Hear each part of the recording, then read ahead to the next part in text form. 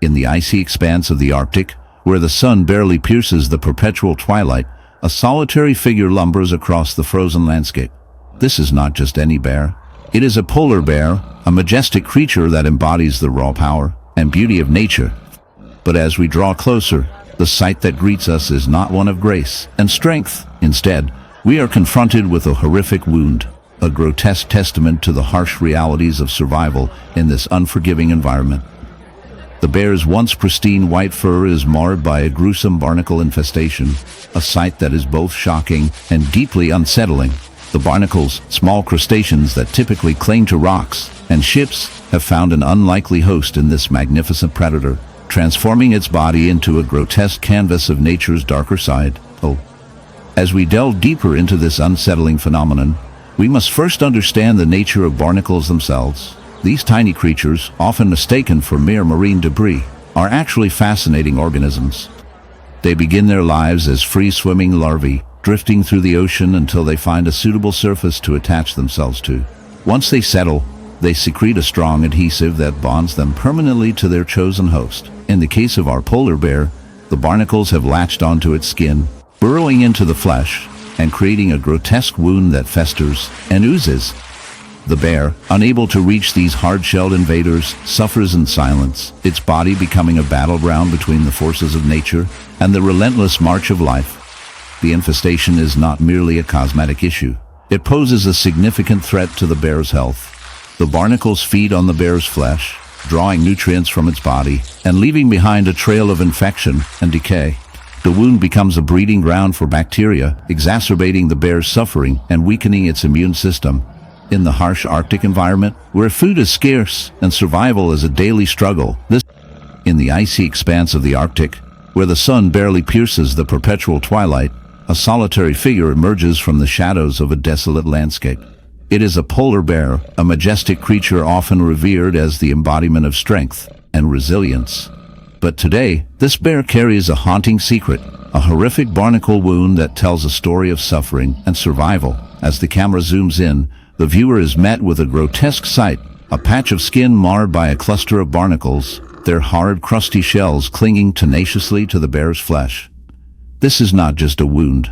It is a testament to the harsh realities of life in the wild, where beauty and brutality coexist in a delicate balance. Barnacles, those seemingly innocuous marine creatures, are more than just a nuisance. They are opportunistic parasites that thrive on the bodies of unsuspecting hosts. In the case of our polar bear, these barnacles have found a perfect breeding ground on its thick fur and skin, creating a grotesque tableau of nature's darker side.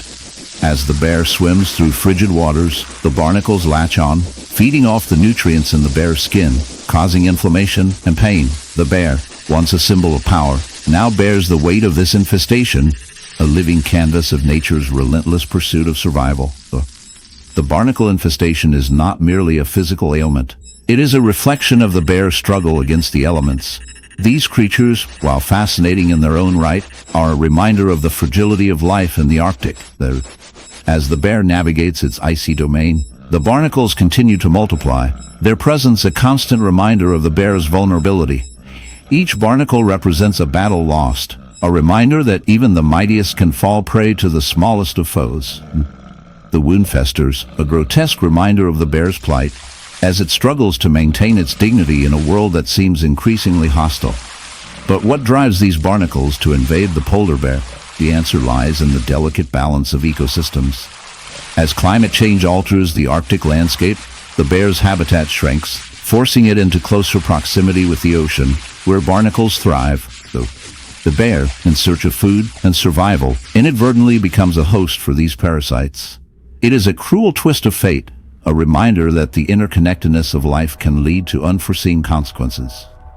The barnacles, in the heart of the African savanna, where the sun blazes down and the air shimmers with heat, a creature of elegance and power prowls.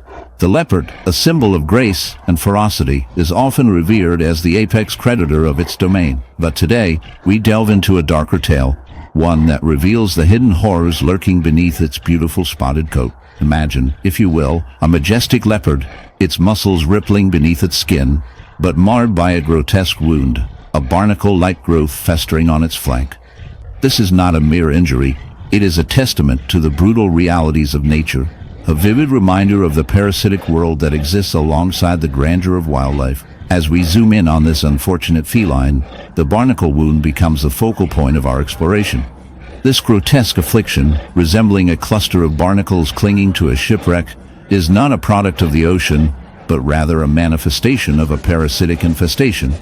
These parasites, often overlooked in the grand narrative of the animal kingdom, are a chilling reminder of the fragility of life. They invade the host, feeding off its vitality, and in doing so, they reveal the darker side of survival. The barnacle-like growth is actually a colony of parasitic organisms, perhaps a type of isopod or a similar crustacean that have found a home on the leopard skin. They burrow into the flesh, creating a grotesque symbiosis that is anything but harmonious. The sight is enough to turn the stomach. The parasites, with their hard shell-like exteriors, latch onto the leopard skin, drawing blood and nutrients, leaving behind a trail of infection and decay. The wound oozes up. In the vast, unforgiving wilderness of the savanna, life is a brutal contest between survival and demise. Among the many dangers that stalk this terrain, there is a quiet, creeping horror seldom witnessed.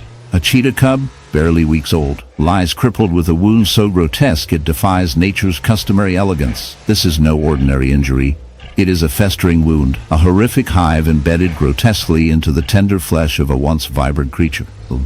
The bees, relentless and ravenous, have taken up a sinister residence, infesting the cub's pale skin with a cluster of waxy hexagons that pulse with malevolent life. Their tiny bodies buzz incessantly, a cacophony of strikes and droning menace as they burrow deeper, devouring tissue and siphoning vitality, painting a grim tableau of decay against the cub's mottled fur.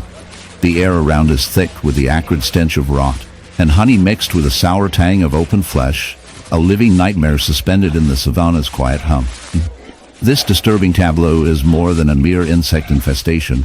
It's an ecological anomaly, a cruel twist of fate where nature's architects, bees, have turned parasitic foes.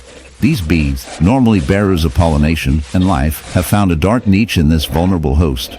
Their hive formation on the cub is meticulous and horrifyingly invasive. Over days and nights, they secrete wax that crystallizes into a rigid grid, cemented by saliva and fluids from the wound, trapping the cub's skin in a suffocating armor of agony. Beneath this shell, the cub's flesh festers, swollen and necrotic. A foul broth of bacteria blooms, making each breath a labored strain.